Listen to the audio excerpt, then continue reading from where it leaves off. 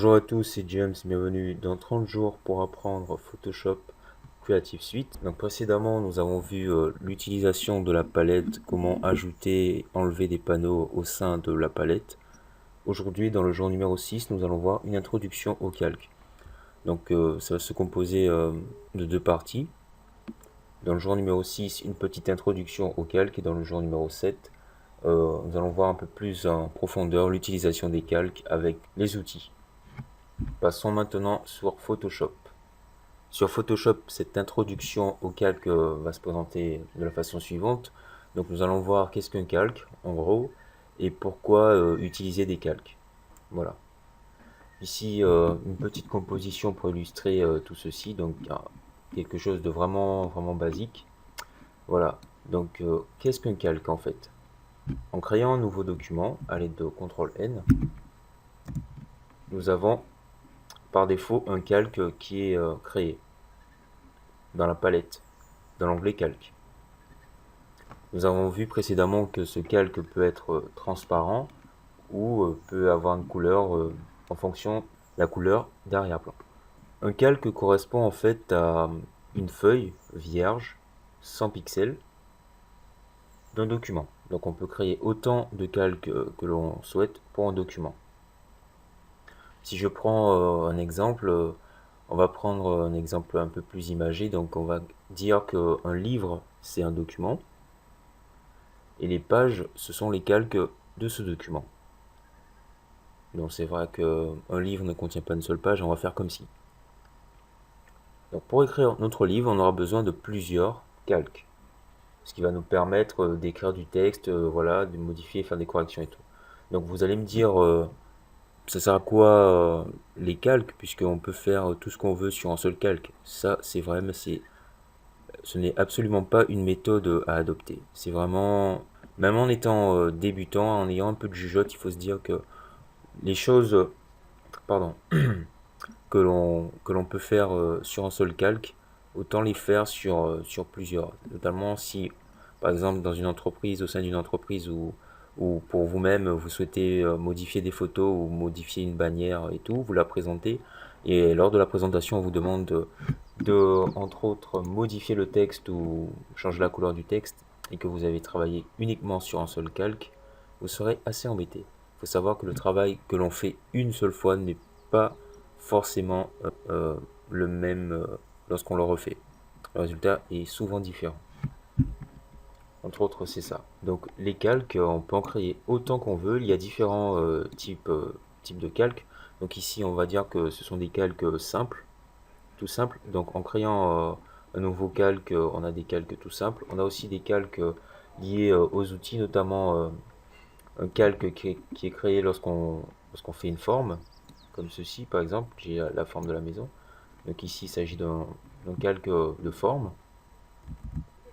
On a aussi des calques dynamiques, donc qu'on peut transformer dynamique, enfin des calques basiques comme celui-ci que l'on peut transformer en calque d'objets dynamiques en effectuant un clic droit, ce qui permet aussi d'ajouter des filtres et de rendre ces filtres modifiables.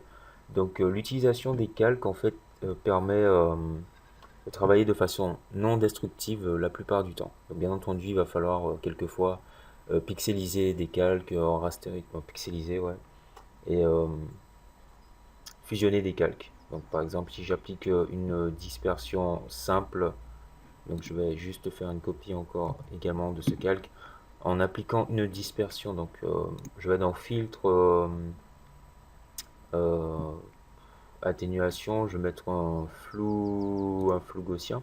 Je vais mettre un flou gaussien assez important, comme ceci. Je valide par OK.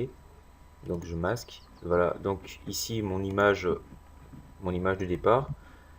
Ici celle à laquelle j'ai appliqué un flou gaussien. Donc voilà. Et là, donc c'est mon image basique, mon calque basique. Là mon calque dynamique qui est similaire au calque de départ. Là, je vais lui appliquer un flou gaussien également. Atténuation, flou gaussien à peu près avec le même rayon. Voilà. Donc le résultat est le même, sauf que je vois une option, donc le même que celui-ci, c'est pareil. légèrement. Là, je vois une option qui s'est ajoutée, ce qui me permet en fait de remodifier, entre autres, le rayon. Voilà, donc ça rend modifiable mon calque. Donc pour déplacer les calques, on a vu qu'il faut utiliser l'outil de déplacement.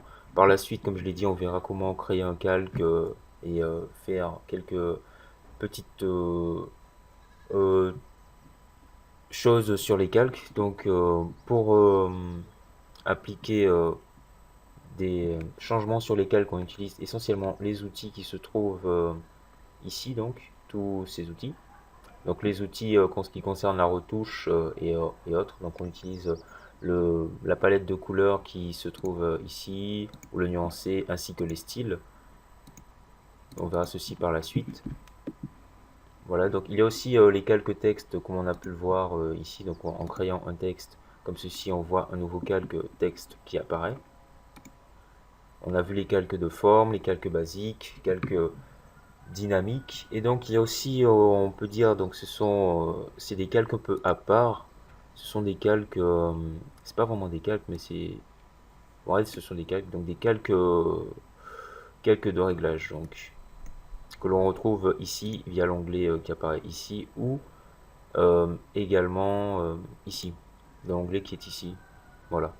Donc tous ces calques permettent d'effectuer des color corrections, entre autres, c'est-à-dire des corrections colorimétriques diverses sur, sur une image. Donc notamment ici, voilà, on voit l'image de départ, l'image ensuite.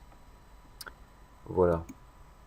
Et donc ça fonctionne aussi avec les masques de fusion. Nous allons voir ceci dans d'autres jours, quand le niveau va un peu augmenter. Donc c'était une petite introduction au calque. Donc les calques ici, on peut les positionner de diverses façons. Donc avant de commencer à créer, il faut quand même organiser son travail. Donc moi j'ai essayé d'organiser un peu assez facilement.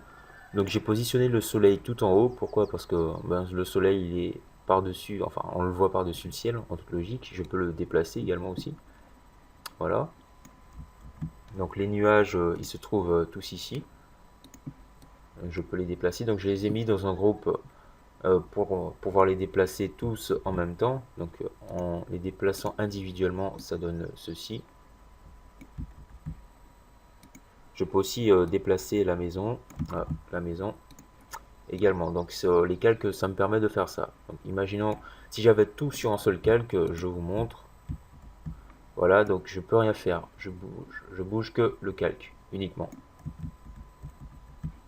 C'est ça un peu l'avantage des calques. Donc je peux positionner les calques ainsi de suite par-dessus et tout. Voilà, c'est la fin. On va voir ce qu'on a retenu.